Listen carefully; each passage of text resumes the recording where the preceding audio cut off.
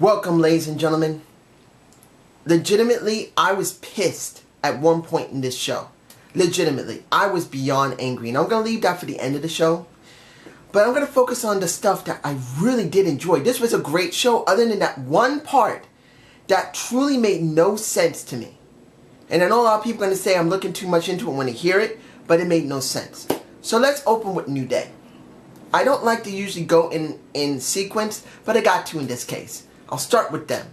Because New Day, oh my goodness. They are so over. The crowd literally, look, even though the part they did with the Bootio Cheerio, holding it up in the air like it was Mustafa, or what was it? Simba from the Lion King. Oh, that was, the people still went for it. They literally finished their stick for them. They barely had to do anything. Hey, we want to do that. You could see that when it came to it, everyone loved them. They literally finished every line they needed to finish with them. It was wonderful. And it shows that only people who are truly over that love them most is New Day. They were stuck with the worst crap from WWE last year. And they turned that sucker around even more than the Funkasaurus did. And I know that at one point, the Funkasaurus with the Funkadactyls, they were getting some good traction before the WWE dropped their asses. And that's when I realized how wonderful Naomi was because of how they dropped them. Because I actually had a crush on Cameron first before I went to Naomi, and I've never looked back. Not saying I didn't like Cameron still. She's still a gorgeous half black, half Korean woman, but still, Naomi is the one I love.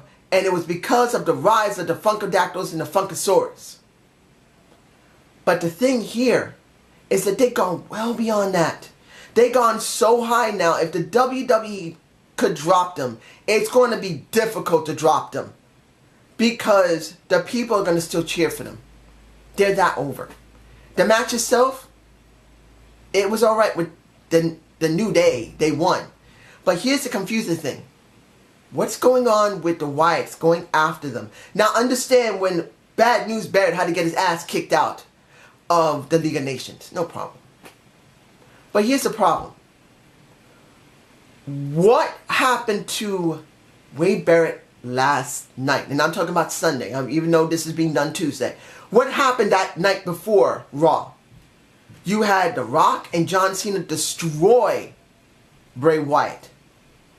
He got destroyed. And now the crowd is cheering for Bray Wyatt, like they're expecting him to turn face. I don't see that happening with him. There was no reason for him to attack the lads. There was no reason for him to even be out there. And this abrupt jumping at them feels like it's going to be a short-term thing. They're just going to team them together because there's nothing for the League of Nations to do. Now especially that Bad News Barrett's been thrown out. And there's nothing for the Wyatts to do. Because they got no one to go up against. So they stuck them together, kind of like a repeat of the year before that and that, when it came to the Wyatts versus the Shield. That's pretty much what this is. And I don't see anything happening to Wyatt. Unless they do turn him face. And he explains he wants to turn a new leaf. I don't see that happening. And that's sad. Next thing. And that is Baron Corbin versus Dolph Ziggler. I'm actually going to do Baron Corbin and Dolph Ziggler and Tyler Breeze with Apollo Crews. I'm going to put them together. Because essentially, we got two NXT superstars that, well, wrestlers, don't say superstars, wrestlers that just appeared on the same show. And one destroyed his opponent. In other words, Tyler Breeze got destroyed, not he destroyed. He got destroyed by Apollo Crews, who looked great. Apollo Crews is a great talent if they push him, which I don't believe they will. And I hope I'm wrong, but I'm still being pessimistic how things are going forward from WrestleMania 32 because of what they did. I'm not doing it just because he's black. I'm saying this because of how the show was last night, which would be the Sunday, and how things are now. So that's how I feel. Now, when it came to Dolph and Baron Corbin, I actually was angry about it. At first, I didn't see all of it because I lost my stream. My stream crashed. And I couldn't see it anymore, at least until I was able to get back, but then the match was over. I didn't see that it was a full count out. That both of them were counted out. And at first, I'm seeing a very long, lengthy, stretched out match between Dolph and Baron Corbin, who should be destroying Dolph. Dolph, I'm sorry. I've said this and I'm going to keep saying it. He's a main event jobber. The only reason I say he should be in the main event is because you need someone to job that doesn't really need to be important and emphasized all the time. He could be a transitional champion periodically. Maybe once every 9 months to a year or two. He can be a transitional champion. Doesn't mean he needs to be 100% spotlighted. He's not a main eventer. But in this case, Corbin had to struggle with him. And before my internet for that stream went down, I'm going, what the hell is going on here? This is stupid. But after I got a chance to actually see the full match, I can understand the reason why they did it. Because Apollo Crews was very short, sweet, to the point. And I don't think they wanted to do that twice. And then they wanted to give Corbin something more than Apollo Crews, who just had a win. They want to give him a feud because he didn't win the Battle Royal. So the question is going to be, will this feud actually benefit him, or are they just going to give them 3 matches, which is going to mean absolutely freaking nothing? And I'm hoping that Corbin is the one who wins every match. Because if it's always Dolph winning, eventually it's just a rubber match is going to suck. Now, it is time to talk about Zack Ryder. I am so happy for Zack. The guy worked hard to try and convince people that he's special. He was just an ordinary, bland wrestler who worked with Edge. And he was just he was one of the 2 sidekicks he had. He went on YouTube. He got himself an internet belt saying that I am the internet champ. And he got people to believe in him. And the WWE did absolutely nothing with him. And he still was loved, and still was loved, and still was loved. And he worked hard to try and convince people that he's worth it. And then he got something with Eve Torres and John Cena, which didn't work out because they let John bury his ass. But now they let him win a title. Finally. They let him have his music at WrestleMania. They let him win a title at WrestleMania. And this was special. I think mainly the reason was because he got the beard that reminded people of Daniel Bryan. I think that's the reason why I did it. He grew a beard, and the WWE thought, hey, he kind of reminds me of Daniel Bryan. Maybe we should push him because he's got a freaking beard. That could be one of the reasons why they pushed him.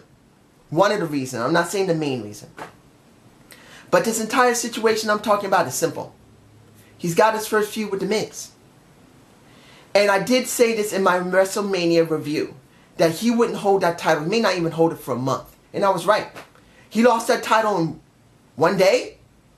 He lost that freaking title in one freaking day. Didn't even give him a week. And I feel that wasn't really fair.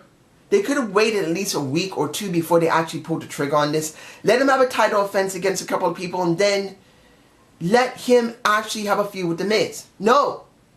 They let Miz win that title.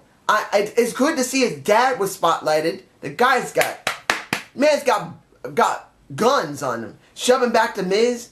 But then Maurice. Oh my goodness. Googly moogly. I haven't seen that woman in years. I always had a crush on Maurice. I thought she was a gorgeous French woman. Well, French Canadian. Smacked the crap out of that man. Well, it wasn't that hard of a smack. But it's kind of surprising. She's going like this. Like, ooh, his face is hard. But The Miz wins, and now Maurice is back in wrestling, it looks like, as The Miz's manager. Maybe then eventually she'll go back to wrestling. And that leads me to, it's got to be done, the segment that was special. Out of the entire show, this was the most special thing. And this was the women's official handing of the title. Lita was there with the title sitting on the table and announces Charlotte. Now, in my WrestleMania view, I didn't feel like Charlotte should have won that title. To be honest, I know Deluxe Man believes that she needed to win that title and was fine. He was fine with any one of these 3 women getting it. But to me personally, After you've been doing stuff with Sasha Banks, you've been burying Sasha Banks and burying Sasha Banks and burying her some more along with Team Bad. You buried Sasha Banks multiple times. She didn't win by herself. She had to have help. And then when you finally push her, you still bury her. And then when you give her a match at WrestleMania, her cousin doesn't get involved to at least try to help, even if she still had to lose. A lot of people really believe that should have happened. I'm sure of it. A lot of people think that Snoop Dogg should have been involved in some way. Even if she couldn't win the match, he should have been involved. That would have been better for her. But in the end, we didn't get that. And basically, Charlotte got the win. And that 100% I was upset about it. But I'm okay with it because it still led to something special. And it led to this. Now, when you see Becky, oh my goodness, she got a bad shiner on. I don't know who gave her that. But someone gave her a bad shine. She like this. Damn, girl, that was bad. Still cute. I'll date you. Have a shiner. I'll still give you a kiss on your cheek. Anyway. At first, she tried to speak from the heart. And the crowd pooned her because of it. Not because it was a bad shoot. It wasn't. They just wanted Sasha to originally win that. So they started saying, we want Becky. Not Becky. We wanted Bayley. I'm sorry I said Becky. A lot of people do want Becky, but they wanted Bayley. Then they were cheering for other people. Then they started cheering for Sasha. And she had no choice when she really wanted to make this special. Really. She really wanted to make this a special segment. She had to go and become heel. And I really think the crowd was really wrong there. That was disrespectful. Because, yeah, you can be upset about what happened the night before. You can be upset at WrestleMania and should have been Sasha, and I agree. But I would never boo them for actually telling the truth. When it came to leaders, she said it clean. There were very few women that she could actually believe in. The only one that came close is Fabulous Moolah, because when it came to Mae Young, she couldn't wrestle anymore. She was too old for that. Moolah was the only one. I love Moolah. And Sensational Sherry. But that was one of the few women that that was wrestling at the time that was really known internationally. And the WWE at the time. Well, F. But I really felt like that was supposed to be something special. And I felt the crowd really screwed that up. But by the end of it, when everyone started walking away, and calm. When it came to Charlotte saying that I won because of my daddy, and it's all because of me, I got whatever I want, I looked at Naomi in the background. Naomi was upset, frustrated, and I don't blame her, because she had to tap out at the pre-show. At the freaking pre-show. And she had to be up there and hear how she's nothing. Because that's what it really came down to. Even though she's just doing a work. She has to. That's what Charlotte's got to do. But still, Naomi got worse screwed than anyone in the entire show. She's never been spotlighted. Her merch is selling and she's getting nowhere fast. And I'm almost at the point of saying, Naomi, Trinity, girl, leave. Go to TNA. I know she won't make the same money. But hell, I think it would be better for her to go to TNA at this point because she's not getting treated well. She won't get that much money in ROH, and she could go to New Japan Pro Wrestling, but she would be away from Jimmy, and I know that Jonathan loves her a lot. He loves her a lot. But I'm almost at that point. I really am. I'm tired of seeing her treated so badly. I'm tired of seeing... I'm just stopping right there. But when we got Natalya, who was the only one who stayed, because everyone left, I'm going like, this is what could have done that they could have done at WrestleMania. I felt like the matches they had could have been WrestleMania quality. And now we're going to get this when? Maybe at the next Raw? Maybe at Payback? Because I haven't seen any advertisement on WWE's pay-per-view or WWE Network saying, well, we're going to do Roadblock or something like that. So I don't know. So we'll know eventually. Alright. The Dudleys destroying the Usos. That upset me. I think I spoke about this earlier, just in case I just have to repeat myself, that Dudley's getting destroyed by the Usos. That upset me. But seeing Kaz and Enzo Mori getting their spotlight, I loved it. I loved it. And I'm going to go with that. Seeing that it's New Yorkers that's doing it. I know I said this earlier, but I just got to repeat this. I loved it. Now, the Fatal 4-Way. I'm going to leave it at this before the last thing I'm going to talk about because it's getting kind of long. If I'm missing anything, I'm sorry. The Fatal 4-Way was very good. The match of the night. It was the match of the night. Seeing that Sami Zayn got his ass nailed by Kevin Owens means they're going to keep having a feud. I'm alright with that, fine. But seeing that it was Cesaro, came back, baby, yeah! I was actually going to do a booking the restaurant Cesaro. I'm still going to do one. I just got to figure it out. But I'm going to do a booking the restaurant Cesaro. Does not mean it's going to be left alone. If you see my booking the wrestlers, the very first wrestler you see in the intro is Cesaro. The Swiss Superman was there. He did his uppercut, his European uppercut. He did the spin, the Cesaro spin on a Chris Jericho. At one point, I legitimately thought one of these other three guys could actually win. Because I felt once the Fatal 4-Way was set up, it was going to be Chris Jericho going up against Roman Reigns. Because I didn't think they would allow Sami Zayn, AJ, or Kevin Owens that moment. And by the middle to the end of that match, I'm going like, oh my goodness, could they actually pull the trigger on this? And well, you know they did. AJ's now getting a shot. But the question now is, when? Because the next one is Payback. And they're saying they're going to give him a shot. Does that mean he's going to get a shot next week? If they do it next week, that's stupid.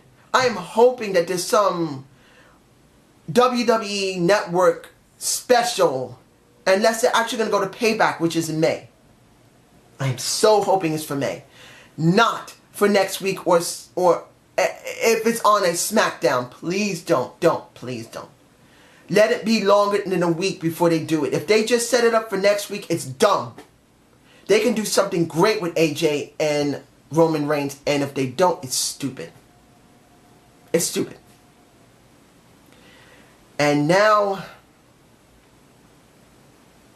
the final thing I'm going to talk about.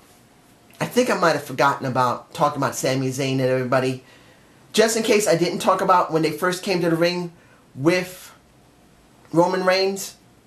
Dude, they didn't need to get that bad with him. I'm just saying that just in case I didn't say it. And I'm talking about Roman Reigns. I should have never booed him so bad. But anyway, the part that pissed me off, that is the opening of the show with Vince and Shane McMahon. Why did that happen? I mean, the show still was great, even though Shane was now put in charge of it. But what was the point of WrestleMania and the Hell in the Steel Cage? Why was he given one chance to run Raw if you're not supposed to be giving him that? That is what upset me. I didn't get it. I didn't understand. We went through almost a month of build for that WrestleMania moment, that marquee match. Because I felt like the end of the show wasn't as great as everyone was hoping to be. It was good, but it wasn't great, and they shouldn't poon it. When it came to Triple H and Roman Reigns, it was a good match. But it doesn't need to be shitted on just because it was Roman Reigns who won. Roman Reigns should not be screwed over because of that. And when it comes to this, when it came to that marquee match of Undertaker and Shane McMahon, it was a great match. Shane put himself in danger over that freaking match. Why? Just so the next day he would run Raw for one day. And I know a lot of people are going to say, dude, you're looking too much into it. It's not the point that I'm looking too much into it. It shouldn't even be looked at all. It shouldn't even been done at all. What was the point? The Undertaker was the one who was getting the most hell from Vince. You got nothing for Shane. Oh, supposedly he's now been disowned by Vince. But if he was disowned, why the hell would you give him one chance to run Raw knowing full well the people would be happy about it? It makes no sense storyline-wise. It makes no sense in general sense at all. If you go away from storyline, if you hear it just for what it is, that a dad who had a business and his son always gave him an annoyance and he paid him off to get him away, but then the business is doing bad and his son comes back and has great ideas and he says, you want to try and make these ideas work? Okay, I'm going to give you 1 month to try and straighten out my business. If you do, I'll let you have half ownership of it. No problem. But if you don't, you get in the zone. You can't come back one day ever again, and you're never going to be allowed to use my name. You're never going to get any money for your kids. Nothing. He runs it for a month. Guess this. He fails. It doesn't work. So after he's kicked out for a couple of days to a week, he comes back. He says, you know what? I'm sorry. You were right. And then the dad says, well, yeah, I know you're wrong. You were right. Because I was right. You apologize because you know I was right. But you know what? Just because I'll let you run it again for a little while. Why would you do that? Why would you, as a person who runs a business, who knew you were having some problems, then you let your son try to run it for a month, knowing full well there's a good chance he would fail at it, and he did fail at it, but then you let him do it again. And when it comes to Vince doing that, it makes no freaking sense. Saying it's going to fail, you shouldn't let him do it anyway. It's the only thing in the show that truly pissed my ass off. But this is just my point of view. Tell me how you feel below, and I hope you enjoyed the Zane view. Please give me a comment below. I will be working on Cesaro as soon as possible because I'm also going to upload the Usos. This is such a long video. I think it was a little more than I expected. But I will be uploading the next Uso video right after this. I hope you have a good day and have a good night. Peace out!